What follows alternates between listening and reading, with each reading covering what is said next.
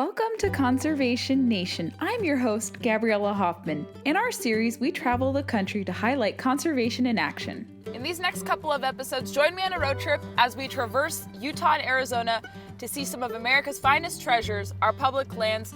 Some of our destinations will be national parks, so I'm going to use my brand new America the Beautiful Pass to show you what is out there. Arizona is home to 3 national parks and 18 national monuments, spanning over 32 million acres of nearly 73 million acres that are in federal hands. Aside from visiting some public lands on federal spaces, we're also going to be viewing some local spots too that are accessible to the public. Our travels in Arizona will take us to Agua Fria National Monument, Grand Canyon National Park, and Horseshoe Bend on the Utah-Arizona border. Let's see what we're able to uncover at these timeless American treasures.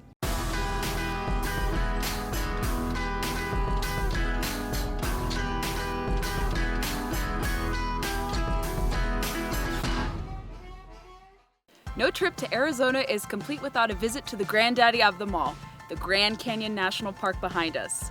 So we're in the south rim portion of the Grand Canyon. If you are coming from Phoenix and Flagstaff, we're just due north of that. To see the Grand Canyon again in all its grandeur leaves you speechless. And when I was a teenager, I don't think I really appreciated it as much, but as someone who likes conservation and spending time outdoors as an adult, obviously in my 30s now, I really do love coming back to the national parks. While the wildlife are kind of elusive, if you look, see where my finger is pointing, that's a bighorn sheep. One of our stops in Arizona is Agua Fria National Monument, as you can see behind me. This is one of the newer national monuments. It was established on January 11th, 2000. It is over 70,000 acres situated on Bureau of Land Management land. In terms of our location, we're just about an hour north of Phoenix. It is also home to an abundant amount of wildlife, saguaro cactus forests, and ancient Indian relics. Many in the federal government and beyond are arguing that national monuments need to be greatly expanded. But while this may sound good at face value, sportsmen like Jim say that's a terrible idea. To learn about the situation in Arizona, I spoke to Jim Unmacht, Executive Director of Arizona Sportsmen for Wildlife. Obviously, this place has a lot of opportunities for a national monument. Some other national monuments aren't as lucky to have multiple uses, especially for hunting or creating.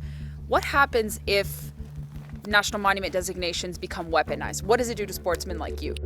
When you put a special designation on this kind of property, you add another layer of bureaucracy.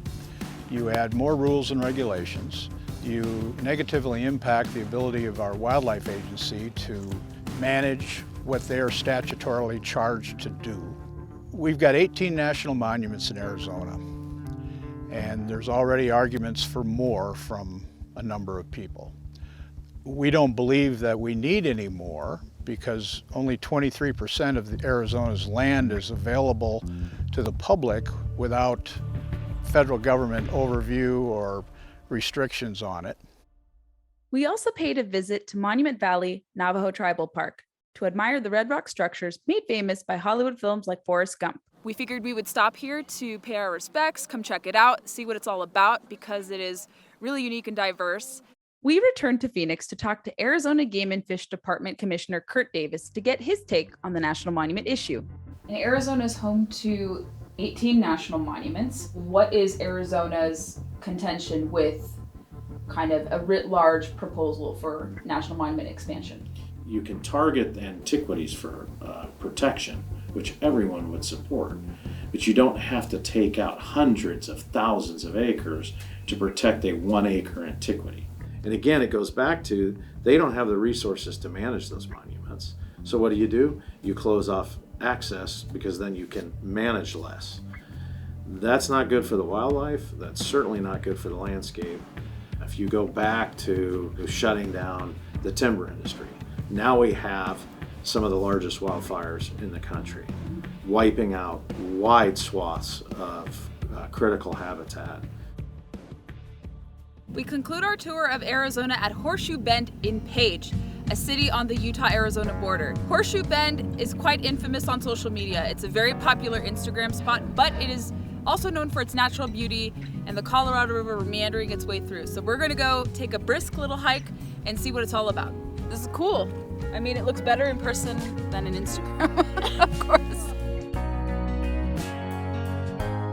In this Arizona-themed Conservation Nation episode, we showed you a great deal of beautiful places, we spoke to great stakeholders, and we got to enjoy a lot of views. Stay tuned for part 2 of our look into America's public lands, with an emphasis on Utah coming very soon. Thank you so much for tuning to this episode. I'm Gabriella Hoffman, signing off for Conservation Nation.